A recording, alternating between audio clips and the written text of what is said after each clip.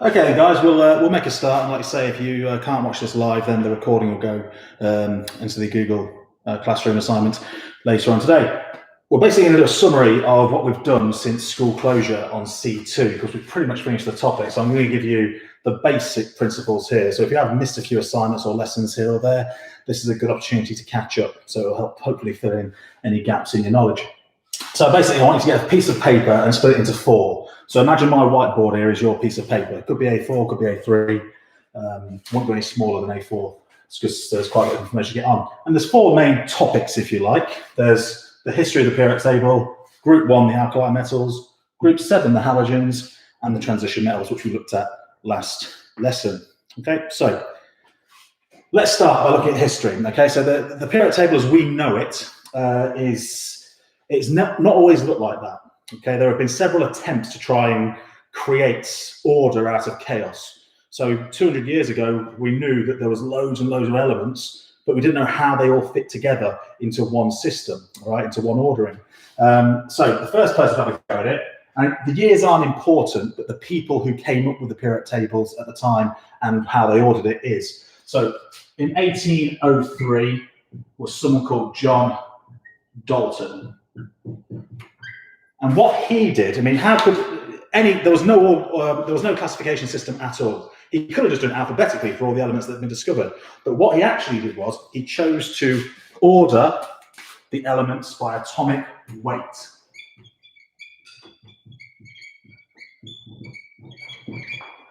Atomic weight.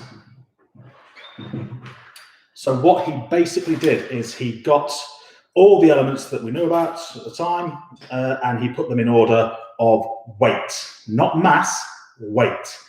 Mass is different because the mass number we know is the number of protons and neutrons in an atom, but the protons and neutrons won't be discovered for another 100 and 120 years. So that was the first person. Seemed like a good idea. He used really like creative symbols as well. So, you know, carbon was just a black circle because charcoal was made of carbon. Hydrogen was just a circle with a dot in it. That was the symbol for hydrogen. The symbol for hydrogen we know today is obviously H. Makes a bit more sense. So he's the first person to really try and create order from disorder. Okay, and it was a good place to start, but obviously it's not correct. If you look at the modern periodic table, they do get heavier as you go up. From, you know, the mass numbers do increase as you go from left to right and through the periodic table. But there are some exceptions where that's not the case. We know the modern periodic table is grouped by that they go up in terms of atomic number. So the second person wasn't until about 1863, and that was John Newlands. And what he did is he created something called the law of octaves. Okay, he created a law of octaves. So what he did was he basically did an extension of what John Dalton did. He ordered them by their atomic weight. So he still ordered by atomic weight.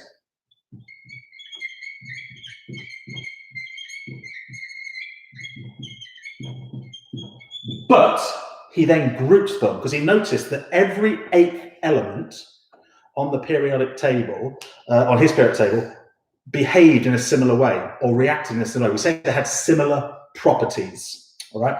So if I have a look at the modern periodic table, the one in here. Okay. So this is the modern periodic table, and it's sort of true for some elements. So if we look at, you know, we know the group 1 elements all react very similarly. So if we take lithium and then count 8 along, 1, 2, 3, 4, 5, 6, 7, 8, we get to sodium. And then count 8 along again, 1, 2, 3, 4, 5, 6, 7, 8, we get to potassium. Yeah. And that's sort of, it does make sense that similar, and we know now that in the modern periodic table, that elements in the same group has similar properties. Unfortunately, his law then broke down after about calcium. So it was true for some elements, but for some groups of elements, but not all of them. So he ordered by atomic weight, but then grouped them by chemical properties.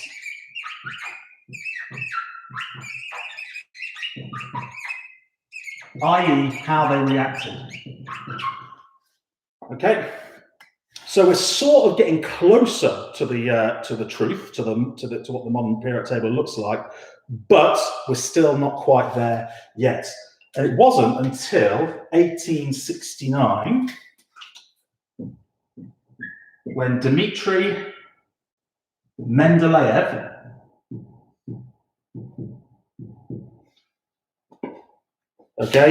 he basically took Newland's idea and did something quite radical with it. What he decided to do was, he did everything above. So he ordered by atomic weight, grouped them by chemical properties, but his genius was that where it didn't actually fit the pattern, he left gaps. He left gaps that for new elements to be discovered. So that was his genius. Right, I'm going to put this in, right? Left gaps for undiscovered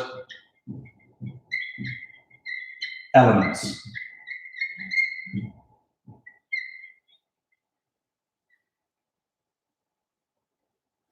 So he took Newland's idea and thought there could be something with this, but it doesn't work for every element. Every 8th atom doesn't behave similarly. So what he decided to do is where they didn't actually react similarly, he left a gap.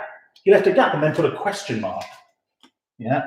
He said that, well, yeah, there will be an element there, right? And it will behave like this, because he could see what group it was in. And he could also predict what the melting point and the appearance of the element would be.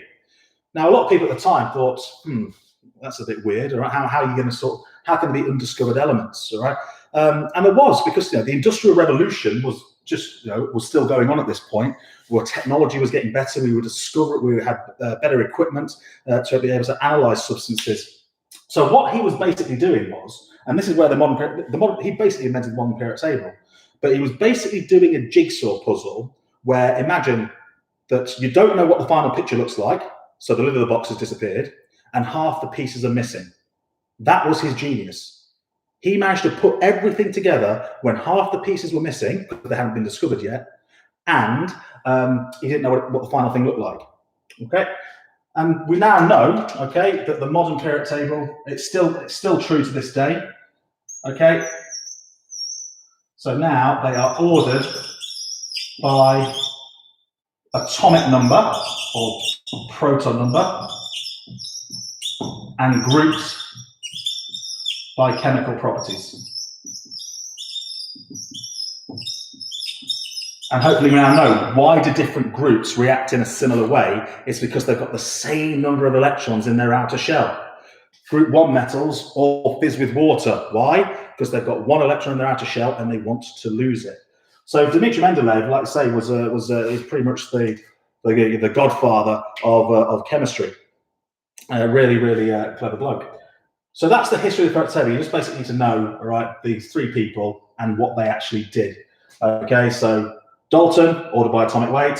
Newland's law of octaves, every 8th element had similar chemical properties. It actually didn't work for all elements, it worked for some though. Mendeleev, ordered by atomic weight, grouped by chemical properties, but left gaps for undiscovered elements. All right. Right, I'm going to look at the transition metals now. So, sorry, the alkali metals. So the alkali metals are in group 1. So I'm just going to write here 1 electron in outer shell. Okay. So here are the group 1 metals: lithium, sodium, potassium, rubidium, cesium, and francium. Okay. I'm just going to draw a couple. I'm just going to draw lithium and sodium. Okay. And sodium. You can draw another one. You can draw potassium if you wanted to. Okay.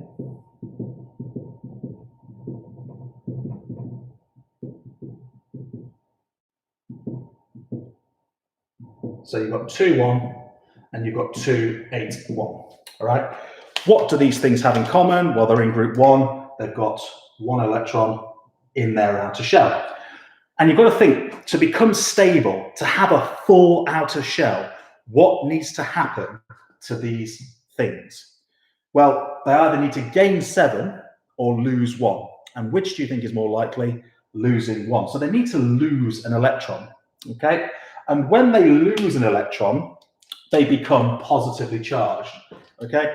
So I'm just going to put this up here as another thing. So they react with non-metals to form +1 ions. So they'll both lose electrons to become positively charged. Yeah. Okay, well, let's have a look then. Let's look for the reactivity. So there's going to be a trend, right? So look at these two examples. Which of these two, lithium or sodium, do you think is going to be most reactive? Which one do you think is going to lose its outer electron more easily?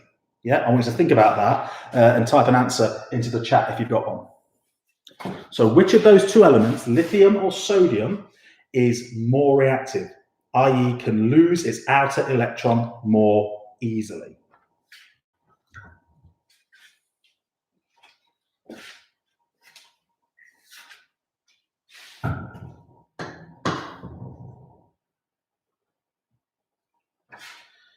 We have an answer. Ashton says sodium because its electron is less attached or attracted to the nucleus, and that is absolutely spot on. They get more reactive going down the group.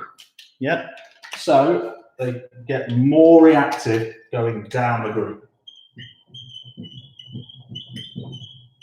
Okay, why do they get more reactive then? Well, let's look at atomic radius, or the size of the atoms. As you go down the group, the atoms get bigger. Okay, so I'm going to put, I'll use A-level phrase actually, atomic radius increases. So the atoms get bigger going down the group. That means that what happens therefore, the distance between the nucleus and the outer electron, so there's the nucleus, there's the outer electron, increases. You actually get something called the shielding effect. Now what that means is that the distance, as you go down the group, there's more shells, more full shells of electrons between the nucleus and the outer shell. And what those shells are doing is they're sort of like blocking the attraction. They're shielding the outer electrons. They're stopping it from being as attracted to the nucleus. So what I'm going to do to phrase that is I'm going to put, there is atomic radius increases, more shielding, okay? Or I'll put increased distance.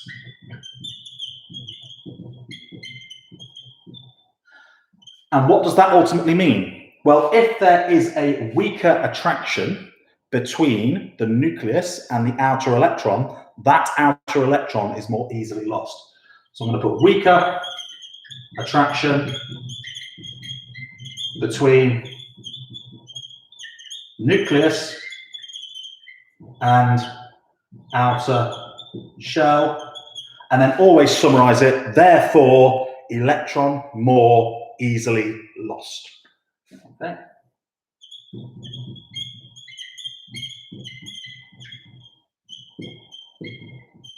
Okay. Brilliant.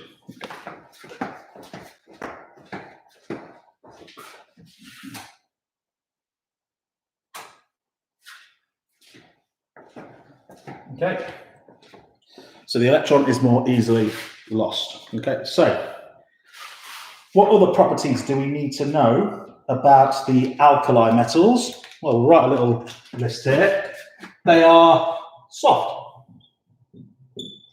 They're soft. You can cut them with a knife. They have low density, which means that some of them, the first three especially, can float on water, which is very unusual. You know, if you drop a piece of metal that you come across at home into the bath, it will probably sink. And that's because most metals that you come across at home will be transition metals. Okay, they've got low density. Okay, they've got reasonably low melting points, the metals. So rubidium you can hold in a vial, wouldn't hold it, you know, in its native state because it'll burn your hand. You can melt it in the palm of your hand. All right, similar with cesium. And why are they called the alkali metals? Well, they react with water to form alkaline solutions.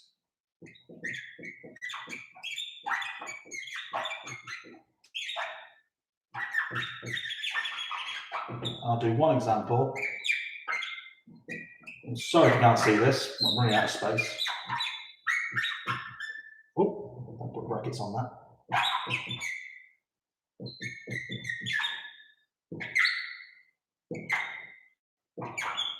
So, sodium plus water makes sodium hydroxide plus hydrogen gas, okay? And again, you just swap the sodium symbol in those equations for potassium, rubidium, cesium, lithium, and it'll be the same. So that's just a brief tour of the alkali metals, okay? So we're halfway through. We're now going to have a look at the halogens, which are in group 7. So what do they have in common? They've got 7 electrons in outer shell. So to become stable, what do they need to do? Well, metals will lose electrons to become stable. Non-metals will gain electrons to become stable. So these things here will gain 1 electron to become, what type of ion will it be? A 1 or a -1 ion, a negative ion, okay? So I'm going to draw 2 examples again. Let's draw fluorine and chlorine.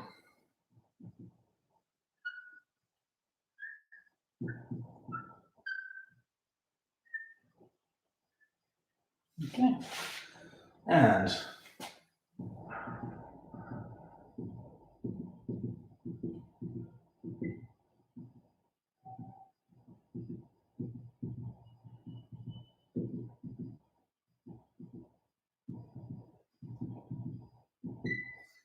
so you've got 2, 7 there, and you've got 2, 8, 7 here. Well, both of those things want to gain an electron. So I want you to think about it now, all right? Which of those 2 atoms will gain the electron more easily or most easily? Which one is going to be easier to gain an electron? All right? So again, type it in the chat with an answer.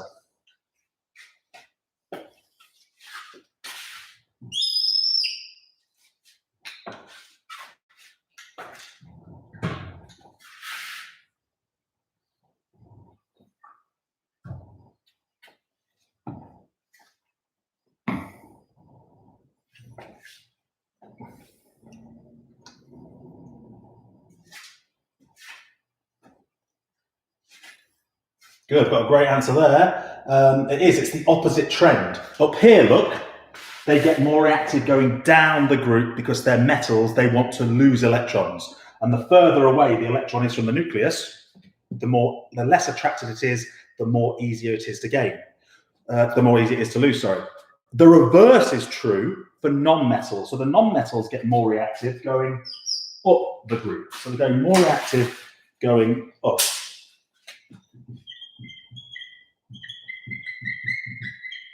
And why is that? Well, it's the opposite reasons for those.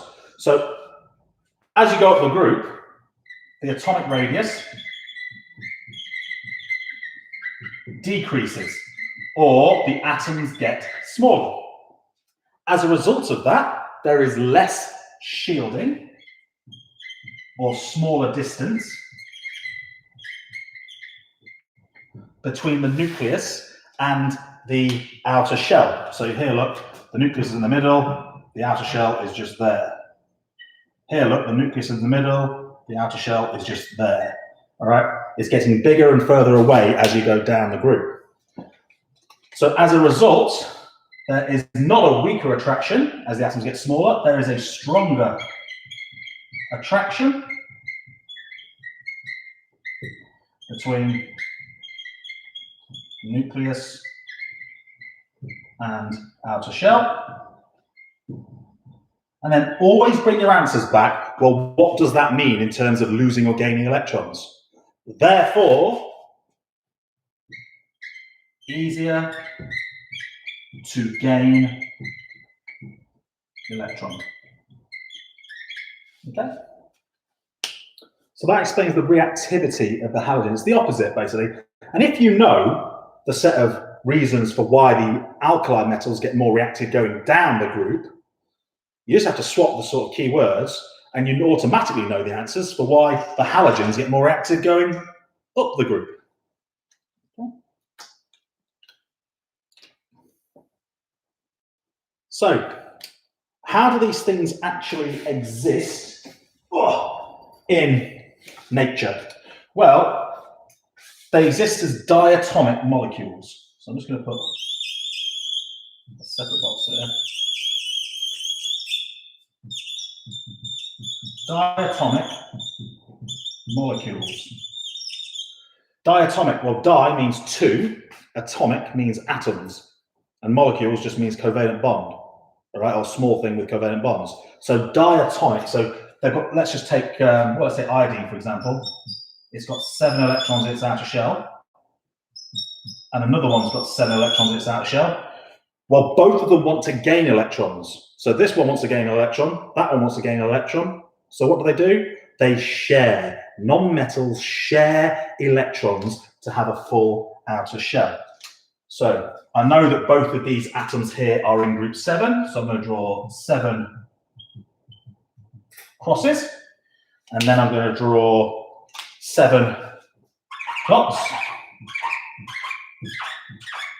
And then hopefully, if you count the number of electrons around each atom now, you can see that they have a full outer shell.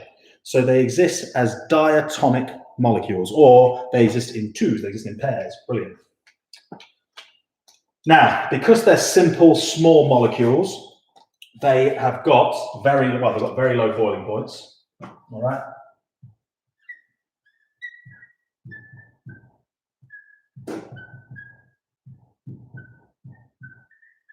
Points.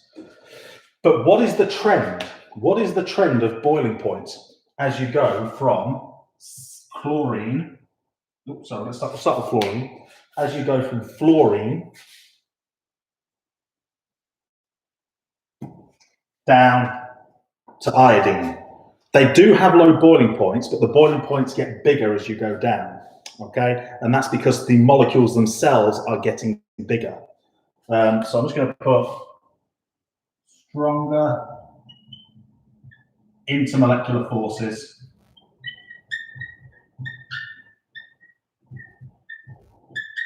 as molecule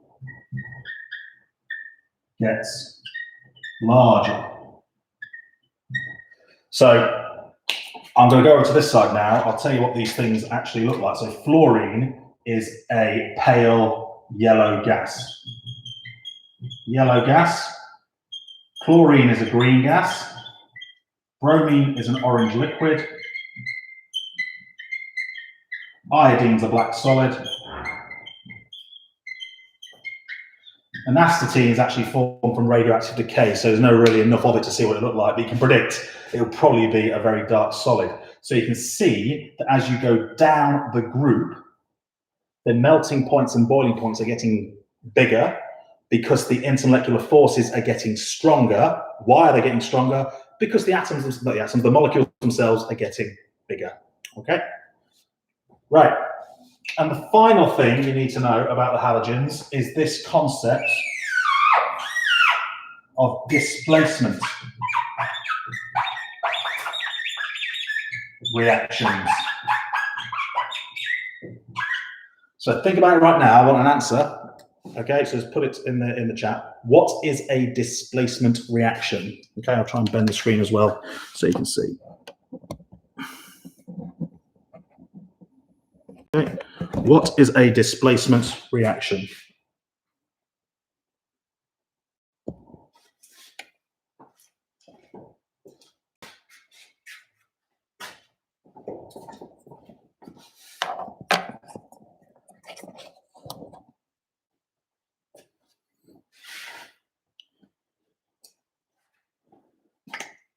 Well, a displacement reaction is where a more reactive halogen will replace a less reactive halogen from a compound. So I'm just going to write that down and explain what it means.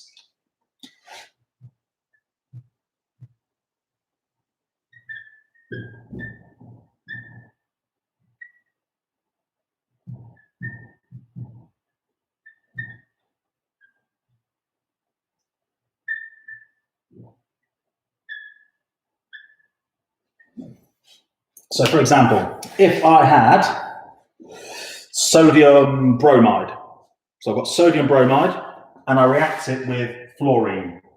Is fluorine more reactive than bromine? Yes, it is. So the bromine will get displaced by the fluorine, i.e. the fluorine will just take the sodium away, right, to make sodium fluoride, and then you'd end up with bromine being produced. Okay. So that's pretty much a nice little summary there of the halogens. We've got one more section to fill in, okay? Won't take long, hopefully. So we're going to look at the transition metals. All right, so let's look at the transition metals. So where are they? They're in the middle of the periodic table, in between group 2 and group 3. So I'm just going to bend the camera around like that. Okay, so let's discuss some of their properties. Okay, well, yeah, let's make a list of properties. High melting points.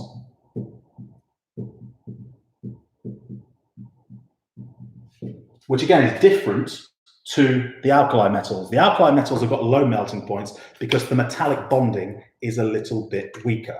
All right, they've got high melting points, they've got high density. So these metals will sink when you put them into water. All right, they are hard and strong.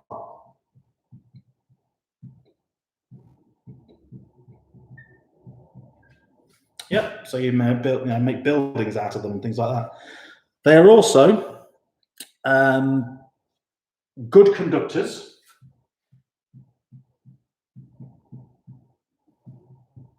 Of heat and electricity. But that's the thing that all metals do. So even the alkali metals will do that. But you would not make your saucepan at home out of an alkali metal. Because as soon as you put water into it, because they react very violently with water, your saucepan or frying pan will basically explode in your face. All right? So again, these are the typical properties of these things. Another thing as well, they're really good, okay, as catalysts. Okay, I'm just going to put down what a definition of a catalyst actually is. All right, a catalyst speeds up a reaction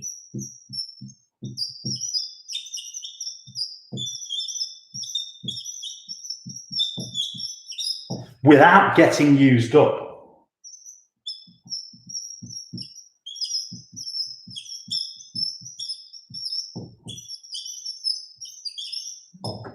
Which means that a catalyst can go into the start of a reaction, speed up the reaction, and it's there at the end. So you can keep reusing it, and reusing it. We do a lot of work on catalysts in year 10, and then again when we get to A level. So they're good catalysts as well. Okay, and one more thing they do, right, which these things don't up here, is they form coloured compounds. They form coloured compounds, whereas the alkali metals will produce white compounds. So most paints that you use will have a pigment or colour in them, and most pigments actually do have a transition metal at the centre of them. It also means that when you find them in the ground as an ore, so bonded to something else and trapped within a rock, they tend to be quite coloured. So take a ruby, for example. A ruby is that gorgeous sort of red colour, and the reason why it is red is because it has got chromium in it, and chromium is a transition metal, right? Copper carbon malachite is a very beautiful green colour. Like I said before, it's the Statue of Liberty is a lovely green colour because it's got copper in it. So they form coloured compounds, which means they're good as paints and pigments and things like that. So they're the basic properties. All right. I'm just going to as well. One thing they do different. So you know the group 1 metals react to form +1 ions. Well, these can form multiple ions.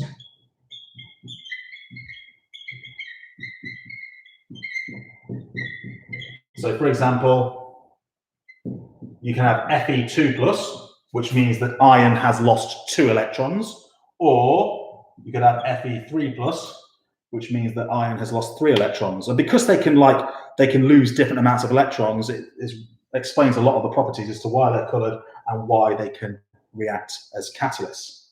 Again, as I've said before, wait till year 13 before we find out why. And what I'll do, just to finish off in this space here then, is I will look at metallic bonding in general. So how does a metal actually, what does the metal actually look like? Well, it's arranged in nice layers.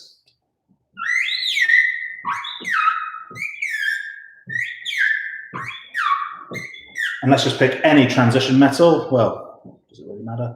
Let's take, we'll take copper. So this is what metallic bonding looks like. So it's true for transition metals. It's still true for group 1 metals and group 2 metals and group 3 metals as well. So all metals have this type of bonding. I'm using copper as an example. So how would I describe this? Well, first thing, are they atoms or are they ions? Well, they've got a positive charge, so they've lost electrons, so they are in fact ions. So you've got these layers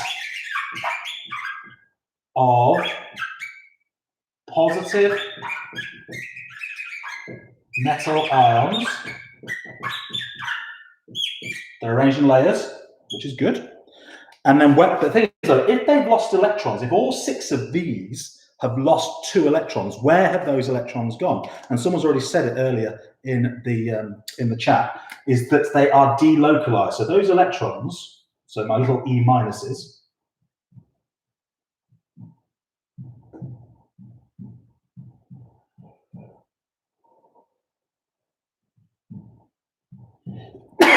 bless me, okay, are delocalized. So you've got these delocalized electrons.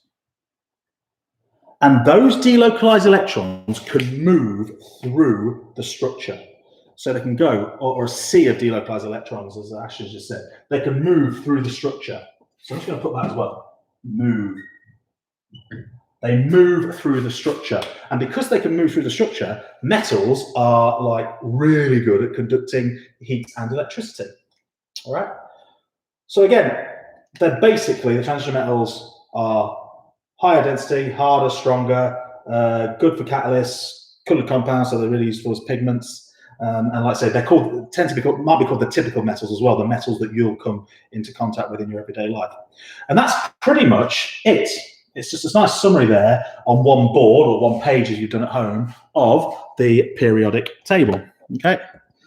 So again, what I'll do is I'll upload this video later. If you've got any questions, I'll hang around for a couple of minutes. All right, so just type the questions into the chat and I will upload this video later on.